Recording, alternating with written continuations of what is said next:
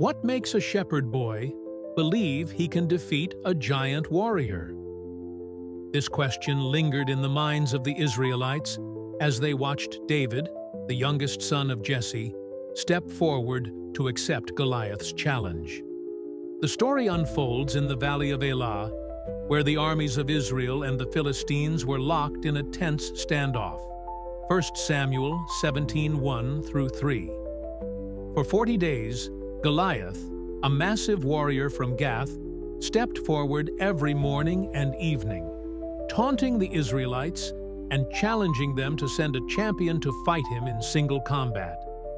His armor gleamed in the sunlight, and his spear was so heavy that it seemed impossible for any ordinary man to wield it.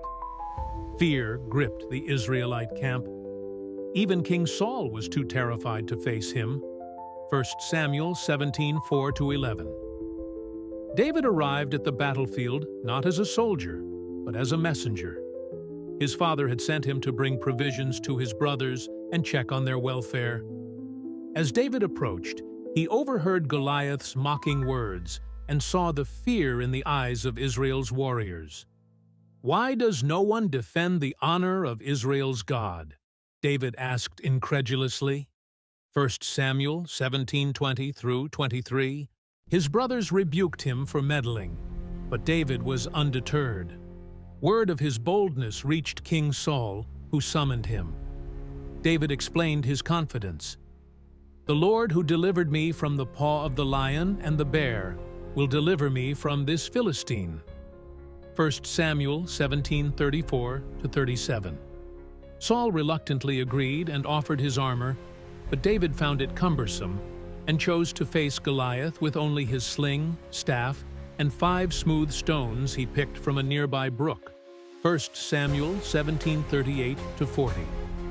As David approached, Goliath sneered at him, mocking his youth and lack of weaponry. "Am I a dog that you come at me with sticks?" he roared. But David replied with unwavering faith, "You come against me with sword and spear, but I come against you in the name of the Lord Almighty. This day he will deliver you into my hands." 1 Samuel 17:43-47. The battle was swift and decisive. As Goliath advanced, David ran toward him. With practiced precision, he slung a stone that struck Goliath squarely in the forehead. The giant staggered and fell face down to the ground. The Israelites erupted in astonishment as David approached Goliath's fallen body, took his sword, and cut off his head. 1 Samuel 17:48-51.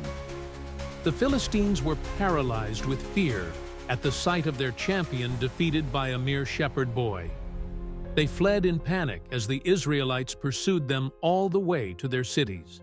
1 Samuel 17:52-53. David's victory was not just over Goliath, but over doubt and fear itself, a testament to faith triumphing over seemingly insurmountable odds.